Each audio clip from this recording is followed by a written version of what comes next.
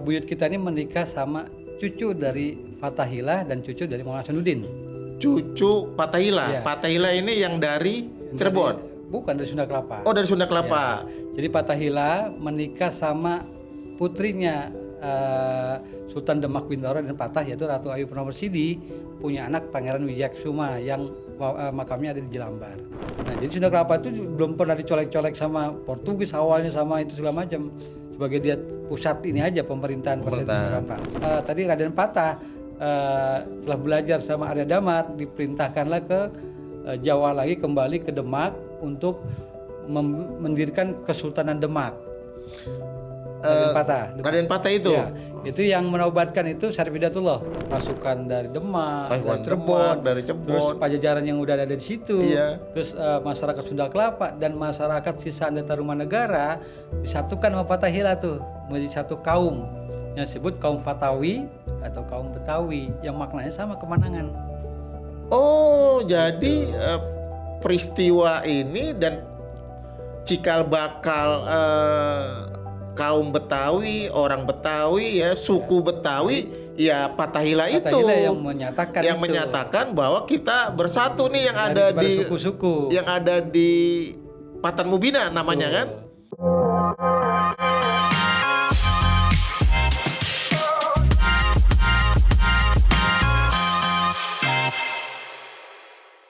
Assalamualaikum warahmatullahi wabarakatuh. Waalaikumsalam. Ketemu lagi saya Junaidi di Jaga Asa Podcast.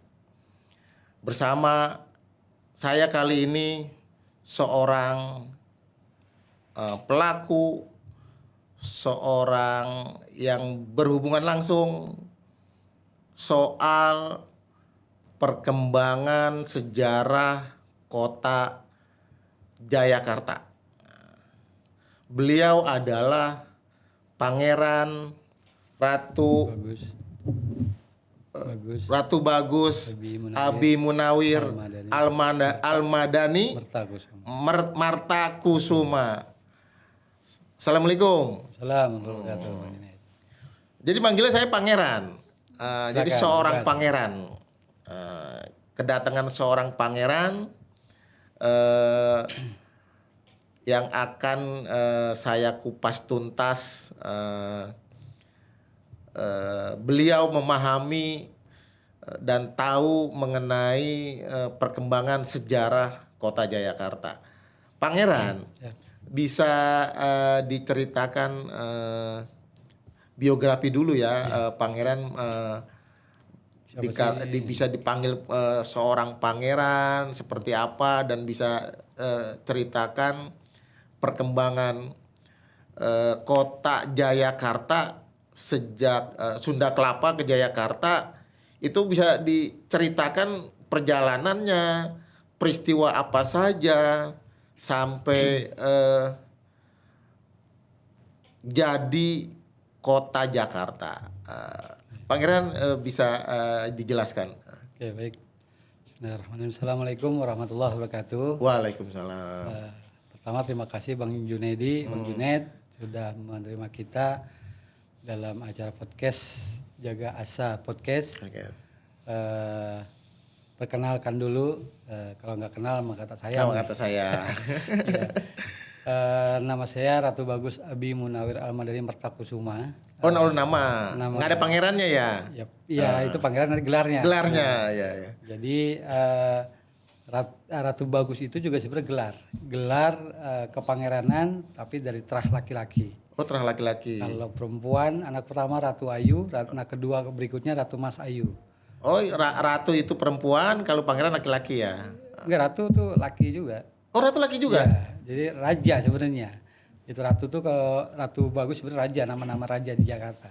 Oh. Nah, kalau Martakusumanya itu nama familinya, nama keluarga terah keturunan dari atas ke bawah itu dia mau pakai Martakusuma, Nitikusuma, Natakusuma atau Yudakusuma. Oh iya, banyak tuh ya. Iya, ada 5 tuh anak putranya dari buyut kita. Nah, kalau saya dari jalur laki itu dari Majapahit. Jadi orang tua saya ini hubungannya Majapahit Jawa. Iya, tapi pernikahan nanti setelah ceritanya. Jadi saya ini binnya orang tua saya Haji Abi Jamro bin Haji Nawawi bin Pangeran Mahmud bin Wan Guru Gani Pangeran Abdul Syafi'i bin Datuk Idam Ratu Bagus Karta Daimsa bin Raden Arsyad Amin Pangeran Adiningrat Jakarta 11 bin Raden Samin bin Raden Benyamin bin Raden Abbas bin Raden Mertakusuma bin Pangeran Kawisya Demerta bin Ki Juru Mertani bin Raden Pakingiran bin Raden Madapadan 1 bin Ki Ageng Wonosobo bin Raden Joko Tarub bin Eyang Prabu Jalima Majapahit dan Majapahit ke atas. Ya ampun, tadi berapa itu udah? Yang keberapa itu? 18 kita. Yang ke-18. Ya. Kalau dari Jayakarta? Nah, kalau jadi nyambungnya gini. Nah, tadi buyut kita ini Pangeran Kawisya Demerta, Pangeran Ratu Jakarta keempat setelah yang di Ahmad Jakarta Kaum setelah mendapatkan buyut kita. Nah, buyut kita ini menikah sama cucu dari Fathahilah dan cucu dari Maulana Hasanuddin. Cucu Fathahilah. Ya. Fathahilah ini yang dari Cirebon? Bukan, dari Sunda Kelapa. Oh, dari Sunda Kelapa. Ya. Jadi Fathahilah menikah sama putrinya Sultan Demak Bintoro dan Patah, yaitu Ratu Ayu Purnomorsidi, punya anak Pangeran Wijayakusuma yang makamnya ada di Jelambar. Nah, Pangeran Wijayakusuma menikah sama anaknya Maulana Hasanuddin, Ratu Ayu Pembain Fatimah. Punya anak Wijayakusuma dan Ratu Ayu Pembain Fatimah punya anak Ratu Ayu Gede Inten. Jadi Ratu Ayu Gede Inten ini cucu dari Fathahilah dan cucu daripada Maulana Hasanuddin, menikah sama buyut kita. Baru keturunan ke bawahnya itu keluarga-keluarga kita. Nah, orang tua dari buyut kita Pangeran Kawisya Demerta yaitu Ki Juru Mertani dari Mataram sana. Dari sebelum Jogja lah, Mataram, itu menikah sama putrinya Joko Tingkir, Ratu Ayu Pembain Banten. Jadi kita tuh dari Demak kita ada, ya kalau dari laki Majapahit ya, kalau terus dari Demak juga Majapahit juga, terus dari Cirebon juga ada, dari Banten ada, dari Pajang pun juga ada. Jadi keluarga kita ini adalah keluarga pemersatu sebenarnya dari semua kerajaan atau kesultanan yang ada di Pulau Jawa. Tapi kalau dengan Nusantara itu biasanya mantu. Dengan Ambon, dengan Banjarmasin, dengan Sulawesi itu mantu-mantunya buyut kita. Seperti itu. Nah, jadi kita di masanya kita itu terah keturunan ada yang ke-18. Dari 18 dari pongkolnya? Iya, Sarip Datullah atau Sunan Gunung Jati atau Brawijaya 5 atau Majapahit terakhir. Oh, jadi Cirebon. Kota Demak. Cirebon ya? Cirebon juga, terus ya Demak juga. Ya, ke-18 masanya di kita. Jadi bicara nasab, kalau urutannya sudah salah, udah pasti salah nasabnya. Iya benar. Karena kita harus mengurut tuh masanya. Jadi kebanyakan di masa kita ini 18, 19, 20. Oh, ini sekarang. Sekarang tuh termasuk para raja sultan itu juga kita juga perhatikan, tapi memang mereka menggunakannya dari terah yang ke-19 atau ke-20. Biasanya kalau yang udah mulai 20 21 ini biasanya kepemimpinan kesultanannya mereka cepat. Nah, tapi kalau di Jakarta ini ada masanya, ada yang 20 tahun, ada yang 35 tahun. Nah, di kita juga ada kekosongan 85 tahun seperti itu. Pangeran, bisa jelaskan ini kita mau kupas tuntas tentang Jayakarta. Nah, Jayakarta ini orang menyebutnya ya, atau saya taunya Jayakarta ini seorang pemberani, seorang apa gitu, makanya dia dijadikan sebuah nama. Coba Pangeran bisa jelaskan. Jadi disebut Pangeran Jayakarta atau Pangeran Adiningrat Jakarta atau Pangeran Ratu Jakarta ini sebenarnya gelar kepemimpinan. Oh, nama bukan gelar. Nama orang. Ya, nama gelar. Awalnya nama gelar. Nama gelar. Nah, baru jadi nama sebuah daerah atau kota. Oh, bukan. Jadi disebut nama gelar kepemimpinan, tapi ada negerinya. Nah, jadi kita mulai bisa bicara bahwa diawali dengan pertama bicara adat, ini ada penghulu adatnya. Ya. Penghulu adat, ada adatnya. Soal apa nih? Soal wilayah? Iya, soal wilayah. Oh, soal wilayah. Penghulu adatnya itu ada juga sosoknya yang menuliskan pertama kali penghulu adat, yaitu Ki Meong Tuntu. Soal adat apa nih ya? Adat budaya dan adat budaya. Ya, adat budaya semua tuh ada pencatat pertama itu disebut penghulu adat. Penghulu adat. Kofah itu. Iya, itu siapa itu? Itu Ki Meong Tuntu. Ki Mehong Tuntu. Mehong. Ya, itu putra dari Sultan Zulkifli Majid, Sultan Samudra Pasai ke-10. Samudra Pasai yang ada di Aceh. Iya, kan dia kan Aceh itu bergabung Sunda Kelapa sampai pernikahan tadi. Karena Jadi kerajaan Samudra Pasai pernah ada hubungan dengan kerajaan Sunda Kelapa. iya, pernikahan malah. Oh, pernikahan. Nah, terus kemudian tadi bicara adat, bicara agama pun juga ada penghulu agamanya. Itu Kipari namanya. Nah, Kipari ini juga sama keluarga juga dari Samudra Pasai.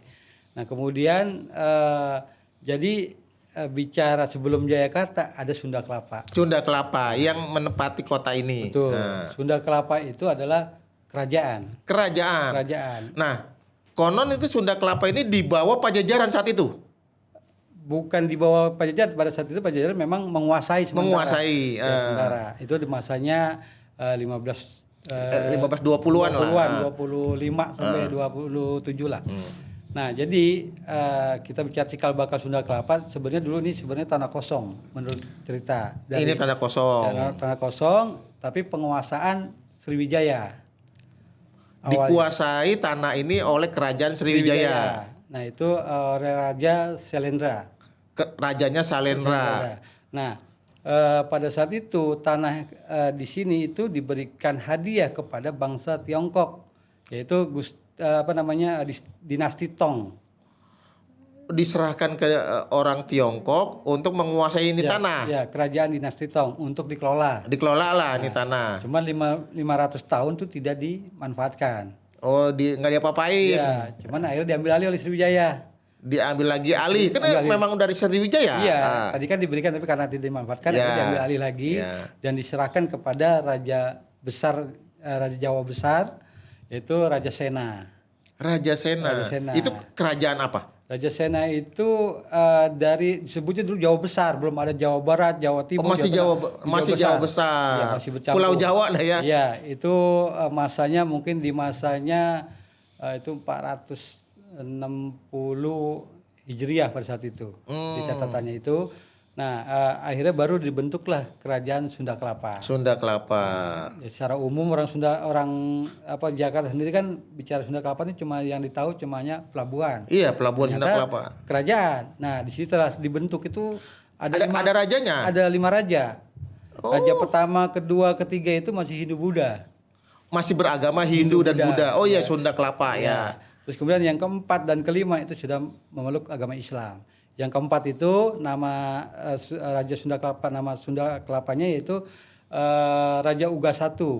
Raja Uga I. Tapi Islamnya namanya Sahadatullah. Nama raja Islamnya. Itu nama orangnya kan? Iya, nama Sahadatullah. Islamnya, ya Sahadatullah. Terus kemudian digantikan oleh Raja kelima itu nama Sunda Kelapanya Sangsaka Dinarama. Sangsaka Dinarama. Tapi nama Islamnya Al Mahmud Majidillah. Al Mahmud Majidillah. Memang udah masa mulai kewalian muncul di tahun 1400-an, 1300 sampai 1400 lah ya. Nah, dari situ kemudian di masa tadi Sunda Kelapa Raja kelima ini, nah pada saat itu masih peperangan kelautan. Melayu. Ya, Melayu dan menguasai kelautan itu adalah Sultanan Malaka. Malaka. Aduh. Nah, inilah nih perperangan dari Samudra Pasai ini kan juga berperang dalam situ tuh hampir kalah juga, dan kemudian Portugis sudah mulai masuk. Portugis masuk menguasai Sunda Kelapa. Belum. Oh, belum. Ini menyerang ke Samudra Pasai malah. Si Portugis. Iya, membumi hanguskan Samudra Pasai. Samudra Pasai. Nah, ini Raja Sultan Pasai yang ke-10, Sultan Zulkifli Majid beserta anak-anaknya nih, 4 orang anaknya lari ke Palembang menyelamatkan diri. Ke Palembang. Nah, pada saat itu Sriwijaya sudah digantikan oleh Arya Damar. Itu adik dari yang Beja 5, Majapahit. Nah, itu di situ ada Raden Patah. Dulu belum ada Demak. Jadi Raden Patah itu diperintah ayahnya suruh belajar sama Arya Damar di sana. Nah, makanya dari Sultan Samudra Pasai lari ke Palembang itu disarankan untuk ke Sunda Kelapa. Ada saran. Ada. Untuk apa? Ke Sunda Kelapa. Untuk ini aja bersekutu lah situ. Bersekutu. Bersama akhirnya pergilah ke Sunda Kelapa. Disambut oleh Raja Sunda Kelapa. Raja Sunda Kelapa saat itu yang kelima. Yang kelima. Yang Mahmud Majidillah tadi. Atau Sangsaka Dinarama. Nah, di sana disambut, akhirnya dinikahkanlah tuh Raja Sunda Kelapa kelima tadi Almarhum Majidillah dengan Putri Samudra Pasai Putri Samudra Pasai Saripah yang Siti dari Baghdiyah. Palembang. Bukan Yang dari di Samudra Pasai. Oh, di Pasai. Kan dia berempat sama anaknya tuh. Jadi anak-anaknya ini ada Almarhum Majidillah, terus ada Saripah Siti Baghdiyah, Kim Yong Tuntu, Sunan Padilakan. Nah itu, jadi menikahnya di Sunda Kelapa. di Sunda Kelapa. Nah, dan bertinggal juga semua di Sunda Kelapa semua, Kelapa. karena di sana sudah digempur sama Portugis. Dia menikah antara Siti Baghdiyah dengan Almarhum Majidillah, punya 3 orang putra dan putri. Anak pertama itu yaitu Fathahillah, yang anaknya namanya Fathahillah. Yang menjadi cikal bakal. Iya, cikal bakal pewaris Sunda Kelapa. Kok bukannya yang nyerbu? Bukan. Oh, bukan. Nah, itu cikal bakal. Yang kedua Ratu Ayu Gusti Suryanar, yang perempuan. Yang ketiga Ratu Ayu Ratu Ayu Nyimas Gandasari. Yang menikah sama Ki Magelung Sakti yang di Cirebon tuh. Itu yang karena Nyimas Gandasari juga muridnya dari Sarfidatullah Sunan Gunung Jati. Nah, setelah pernikahan ini masih masa peperang lautan juga nih. Nah, ya, masih Malaka masih berkecamuk lah. Masih berkuasa lah dengan akhirnya dengan Portugis juga bercampur. Nah, Fathahillah masih kecil tuh sudah punya nama gelar. Masih kecil nama gelarnya adalah Fathan Goibang, yaitu pintu gerbang. Fathan Goibang atau pintu gerbang. Gerbang utama Sunda Kelapa. Nah, jadi Sunda Kelapa itu belum pernah dicolek-colek sama Portugis awalnya sama itu segala macam. Sebagai dia pusat ini aja pemerintahan Sunda Kelapa. Nah, kemudian sudah dewasa beliau bergabung. Nah, tadi Raden Patah setelah belajar sama Arya Damar diperintahkanlah ke Jawa lagi, kembali ke Demak untuk mendirikan Kesultanan Demak. Raden Patah itu. Ya, itu yang menobatkan itu Syarif Hidayatullah, mendirikan Kesultanan Demak. Jadi Demak itu bukan di bawah Cirebon, maksudnya? Bukan. Oh, bukan. Nah, jadi gini, kerajaan dulu nih, Sunda Kelapa, kerajaan Pajajaran, Pajajaran terpisah. Oh, terpisah. Iya, dia kan punya sendiri ya. Jadi yang di Cirebon kah atau yang di mana itu di bawah kerajaan Palembang. Jadi Sriwijaya itu Palembang lumayan besar, kuat. Oh ya. Nah, akhirnya baru Demak. Jadi kerajaan Sriwijaya ini berpengaruh di tanah Sunda Kelapa. Iya. Sampai membawa, makanya tanah ini warga masyarakatnya bahasanya bahasa Melayu. Betul. Mungkin itu yang melatar belakangi orang-orang orang Betawi ya. Bahasanya Melayu itu ya. Salah satu faktor ya.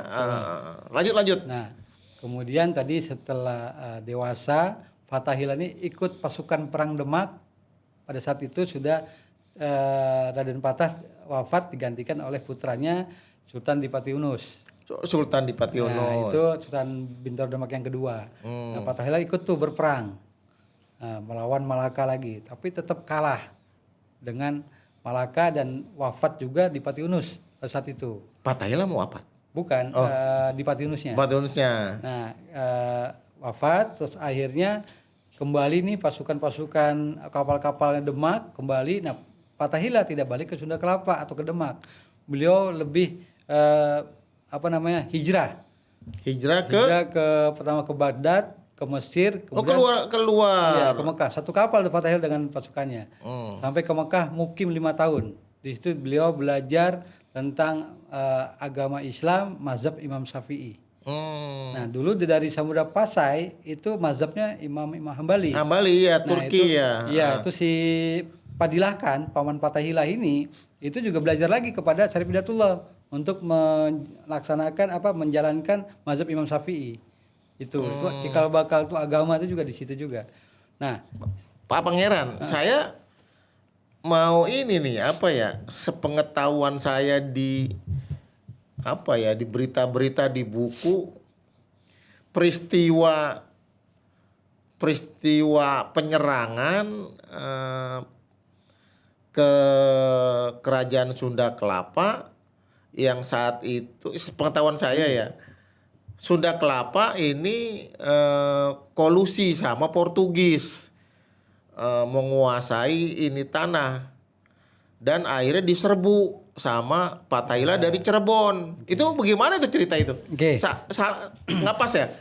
Apa? Itu cerita nggak pas atau gimana? Iya, kalau dari manuskrip kita memang berbeda. Jadi Berbeda.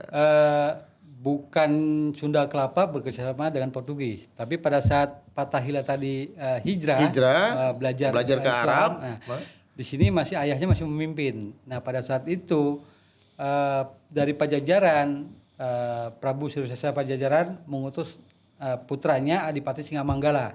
Bukan Siliwangi. Ya, iya. Prabu Sriwisesa Siliwangi yang terakhir tuh. Iya. Cuma mengutus anaknya Adipati Singamanggala untuk ke Sunda Kelapa. Nah, Sunda Kelapa ya sempat ada peperangan, wafatlah Raja Sunda Kelapa yang kelima.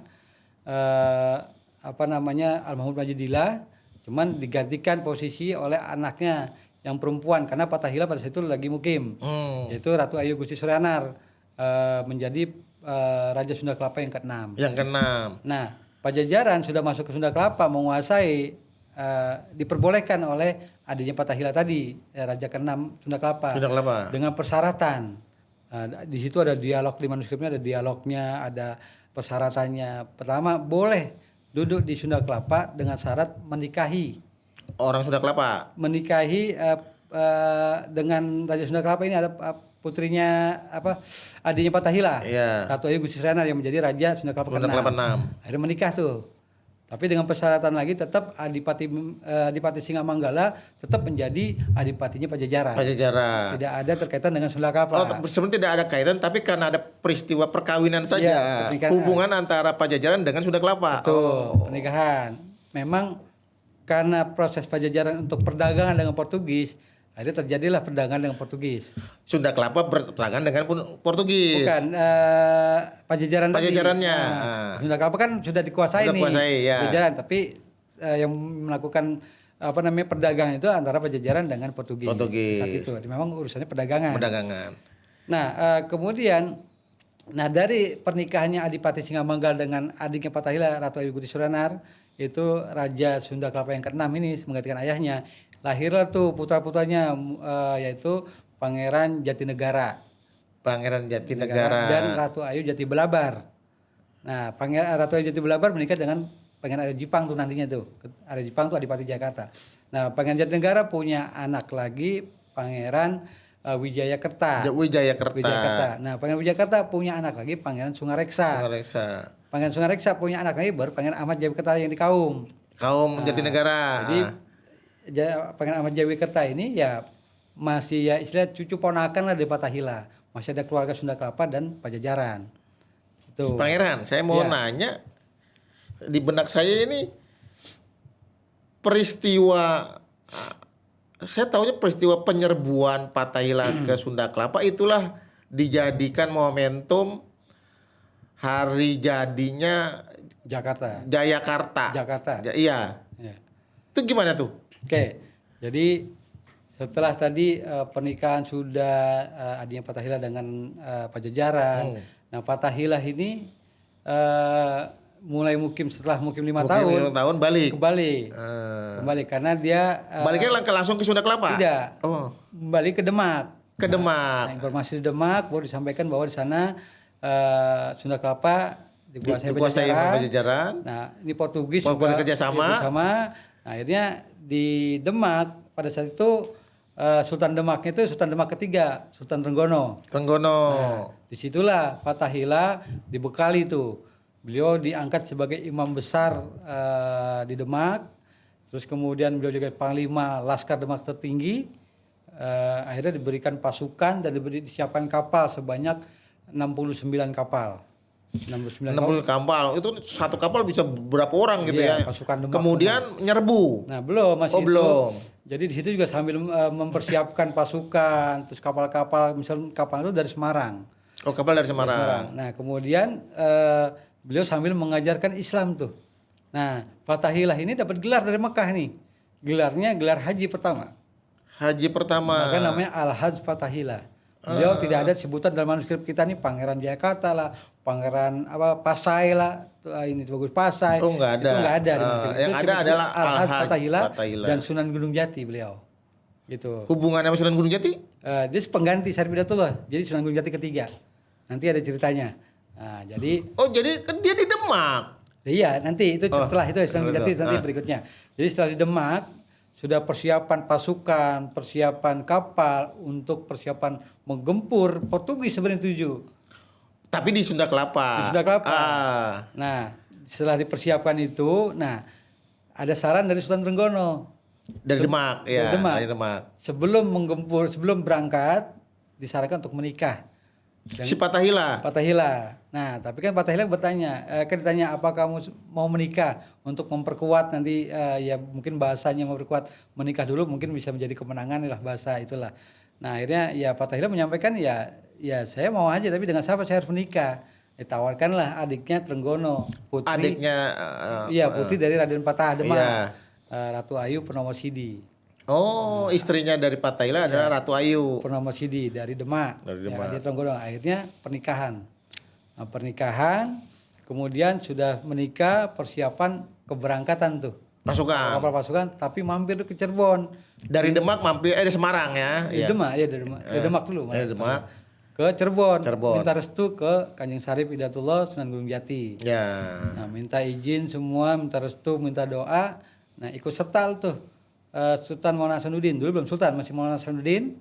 Kemudian putra-putranya Syarif Hidayatullah dan Pangeran Awangga Kuningan tuh. Awangga Kuningan. Yang menjadi cikal bakal Kota Kuningan, ya. Kamu Kuningan sini yang di Mampang. Mampang, ya. Itu berdua tuh. Kalau Awangga Kuningan kan putra dari Nyong Tin yang dari Cina. Syarif Hidayatullah. Nah, waktu singgah di Cirebon ya ada peristiwa nih. Ya. Peristiwanya apa? Ada pengangkatan panglima yang namanya Tubagus Sangke, itu salah? Enggak ada. Oh, enggak ada. Nggak Katanya ada. Tubagus Sangke panglima perangnya. Oh, tidak ada. Dulu bukan. yang menjadi panglima tertinggi ya Fathahillah. Langsung Fathahillah. Beliau itu kenapa ya tadi melawan Portugis ini karena dia ingin mengambil warisan tanah dari leluhurnya lah, mengambil alih kembali. Nah, akhirnya setelah tadi Cirebon, ini bertiga nih di sosoknya situ ada 3 orang memang. Fathahillah, dan kemudian Mas Hasanuddin dan Pangeran Awangga Kuningan. Oh. Nah, Hasanuddin dari Banten? Bukan. Dari Cirebon. Oh, dari Cirebon ya. Belum ada Banten. Belum ada Banten. Oh, Banten belum masih kosong ya. Masih kosong. Itu dari Cirebon langsung. Ya. Nah, karena memang Mas Hasanuddin juga salah satu juga dulu pasukannya Demak. Gitu. Ya. Karena Demak tuh ya setelah Palembang Demak yang lebih kuat karena mengalahkan juga Majapahit orang tuanya juga gitu. Nah, kemudian setelah keberangkatan gempurlah tuh Portugis. Habis-habisan semua termasuk wafat suami dari Ratu Ayu Getih Suryanar. Iparnya Fathahillah dari Pajajaran. Raja Sunda Kelapa. Bukan Pajajaran. Pajajaran, oh iya. Bupatinya Pajajaran. Nah, di situ yang lolos itu cuma 1 kapal Portugis. Penggemburannya Fathahillah kepada Portugis. Yang lolos 1 kapal doang, itu beberapa kapal habis. Nah, setelah itu dulu kan tempat bersandarnya Portugis itu di Pulauan Seribu. Itu. Pulauan Seribu ya. Nah, jadi memang Sunda Kelapa itu tidak bisa dimasukin sebenarnya oleh bangsa-bangsa asing. Nah, setelah direbut kembali pada tadi 22 Juni 1527 itu baru kemenangan penggemburan. Nah, namanya orang kan nggak mungkin sekarang menang langsung menyatakan atau mengikrarkan kemenangan, kan enggak seperti itu. Enggak begitu. Masih ya. Inilah riuh. Ya, jadi setelah kemenangan itu Fathahillah merebut kembali, menguasai kembali Sunda Kelapa. Nah, ada masa itu malam takbiran pada waktunya. Waktu saat itu takbiran. Takbiran itu sebenarnya pada bulan puasa kalau nggak salah itu 22 Juni itu. Berarti peperangannya pada saat bulan puasa. Ramadan ya puasa ya. Nah, pas malam takbiran setelah selesai itu 22 Juni penggemburan, nah malam takbiran Fathahillah itu mendapatkan isyarah. Fathahillah sebagai panglima perang ya mendapatkan isyarah itu petunjuk dah ya. Petunjuk dari Allah dari Tuhan ya. Itu disuruh membaca surat Fatihah, surat Yasin, surat Fatihah, surat Yasin dan surat Al-Fat. Surat Al-Fat. Tapi pas waktu terakhir membaca surat Al-Fat baru ayat pertama Inna fatahna laka fathan mubina. Nah, di situ terdengar beduk subuh. Nah, selesai kan? Subuh. Nah, selesai karena udah masuk mau Idul Fitri. Iya. Nah, di situ dapat isyarat lagi untuk mengganti nama Sunda Kelapa menjadi nama negeri Patan Mubina. Oh, jadi prosesnya dari Sunda Kelapa udah kalah, kemudian ada petunjuk dan merubah nama Sunda ini Kelapa daerah menjadi Patan Mubina. Berdasarkan petunjuk tadi. Ya. Nah, itu diikrarkannya setelah Idul Fitri itu. Setelah Idul Fitri, Fatahillah mengikrarkan ini daerah menjadi Patan Mubina. Iya, jadi negeri Sunda Kelapa diikrarkan dirubah menjadi nama negeri Patan Mubina. Artinya ada nggak Patan Mubina? Ada kemenangan yang nyata. Oh, Patan Mubina kemenangan yang nyata. Itu tahunnya tahunnya 1 Syawal 933 Hijriah. Kalau Masehinya 15 kan 27. Iya. Oh, 1527 berarti ya. Nah, itu kalau sakanya 1450. Itu ada maknanya 1450. Satunya akibat. Jadi akibatul khair, selamatlah iman. Jadi satunya itu akibat, empatnya itu kebaikan, terus limanya itu akibat khair, selamat, limanya selamat, kosongnya itu iman. Jadi kembali ke nol lagi keimanannya. Nah, berarti peristiwa itu 1527 sampai sekarang udah hampir 5 abad. Ya, kalau kita peringati 1527 berarti kota ini udah memasuki 5 abad ya. Nah, tadi setelah Idul Fitri tadi mengikrarkan mengganti Patan Mubina dari Patan Mubina, sekaligus tuh menyatukan suku-suku yang ada di Sunda Kelapa pada saat itu, ya yang pasukan dari Demak, dari Cirebon, terus Pajajaran yang udah ada di situ, terus masyarakat Sunda Kelapa dan masyarakat sisa Tarumanegara disatukan sama Fatahillah tuh menjadi satu kaum yang disebut kaum Fatawi atau kaum Betawi yang maknanya sama kemenangan. Oh, jadi peristiwa ini dan cikal bakal kaum Betawi, orang Betawi ya, suku Betawi ya Fatahillah itu yang menyatakan bahwa kita bersatu nih yang ada di suku-suku yang ada di Patan Mubina namanya kan. Baru di situ baru disebut kaum Betawi atau Betawi. Patawi apa artinya itu Patawi atau? Fatawi itu ya tadi dari Al-Fatah di kemenangan sebenarnya. Sebenarnya Fatawi lebih awal. Dari Demak itu pasukannya disebut pasukan Fatawi oleh Fatahillah. Nah, cuman pas waktu kemenangan tadi, Fatawi itu juga disebut sebagai kaum Fatawi atau kaum Betawi atau Betuwi itu kaum kemenangan. Oh, jadi kalau diartikan istilahnya Betawi itu apa ya kemenangan. Kemenangan, maknanya kemenangan. Oh, gimana kan ada orang kadang-kadang Betawi, betah di wilayah itu mana? Itu bahasa-bahasa ini aja ya, istilah-istilah gitu aja. Jadi memang ada maknanya semua. Ada maknanya. Dan ini kemenangan kata Fatahillah, nyok kita kumpul lah. Betul. Disatukan lah. Suku-suku jadilah berarti suku Betawi udah tua juga 5 abad. Iya, memang itu. Kaum lah, tapi kan juga itu bercampur dari campur-campur belum utuh. Kaum. Iya. Oh iya namanya kaum Betawi. Belum suku memang, belum suku. Nah, setelah kesini-sininya baru kan karena udah berdiri ya. Tapi kan semua orang mengaku Betawi pasti orang tuanya campuran semua. Iya benar. Kayak tadi disatukan Fatahillah itu. Jadi setelah kemenangan itu merebut kembali Sunda Kelapa, Fatahillah memang orang yang orang yang cerdas, pintar dan keilmuannya hebat, maka disatukan tuh. Dan mulai mempersatukan sampai Nusantara juga. Artinya kalau dibilang suku Betawi nenek moyangnya ya campur-campur dan bukan juga Melayu toh. Iya betul. Ya. Jawa juga. Sunda ada Jawa, juga. ada Sunda. Betul. Ya gitu. Ini saya jadi paham nih. Kebetulan saya aktivis organisasi Betawi ini. Saya juga dulu bukan sejarawan.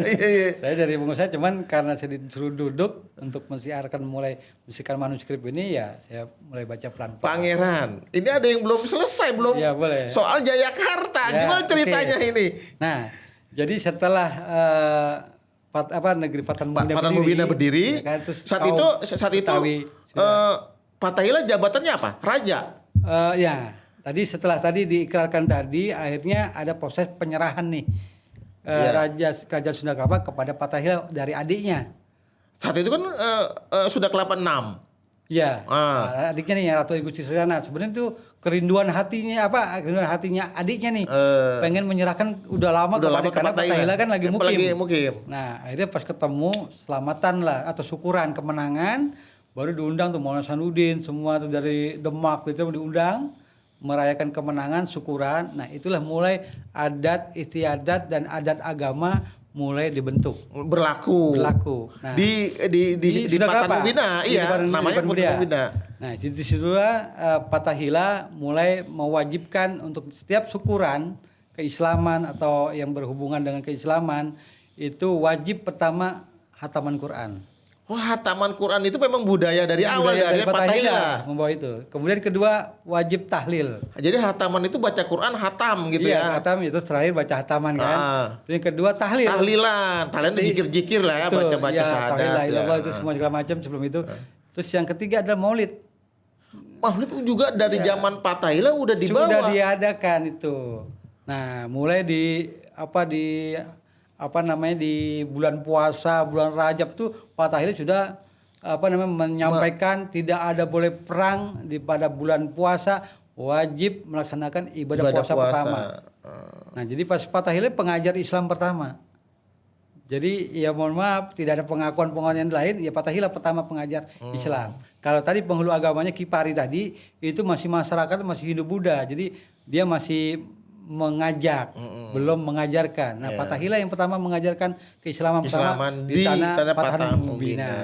Nah, di situ kemudian setelah 2 tahun Patan Mubina kan dari 1527 sampai 1529. Nah, Fathahillah ini menggantikan posisi Sunan Gunung Jati Syarif Hidayatullah. Lah, Sunan Gunung Jati di Cirebon. Iya. Hubungannya sama Patan Mubina? Ya kan tadi nih Fathahillah juga salah satu muridnya Syarif Hidayatullah. Kemudian mantunya juga Syarif Hidayatullah. Ini Fathahillah menggantikan kenapa? Sunan meninggal? Meninggal kan Syarif Hidayatullah meninggalnya lebih awal. Sebelum Jakarta masih Sunda Kelapa.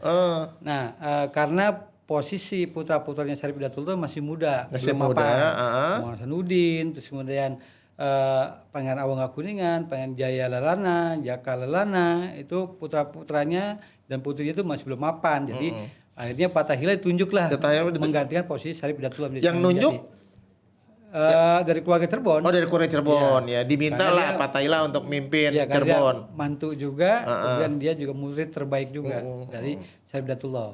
Nah, di 1530 ini mulai sudah menjadi Sunan Gunung Jati ya. 1530 Fathahillah itu karena dia posisinya di Cirebon kan Sunda Kelapa harus ada pemimpin. Atau Patan Mubina harus punya pemimpin. Makanya Fathahillah membuat panitia pancanegeri dari kerajaan Sultanan Nusantara sampai Asia. Sampai Asia dibentuk itu semua dari Pajajaran, Majapahit, dari Bali, dari Sulawesi, dari Lampung, dari Kalimantan, semua itu disatukan Fathahillah, termasuk Malaka itu sudah Islah ya udah bersatu. Nah, akhirnya dibentuk untuk menggantikan nama Patan Mubina menjadi nama Negeri Jayakarta. Negeri. Bukannya kota ya? Bukan negeri. Nah, Negeri Jayakarta. Berarti cikal bakal Nusantara. Iya, menyatukan Nusantara itu. Nusantara, iya. Nah, itu di negerinya itu Jayakarta. Nah, nama Jakarta itu dulu juga bukan langsung nama Jayakarta. Itu namanya Marga Bakti Kertajaya. Awalnya ya. Awalnya. Dirangkum sama Fathahillah menjadi nama Jayakarta yang artinya kemenangan juga. Jayakarta karena udah bersatu seluruh Nusantara. Nah, itu memang menyatukan. Jadi semua. Jayakarta artinya kemenangan bersatu ya. Bersatu.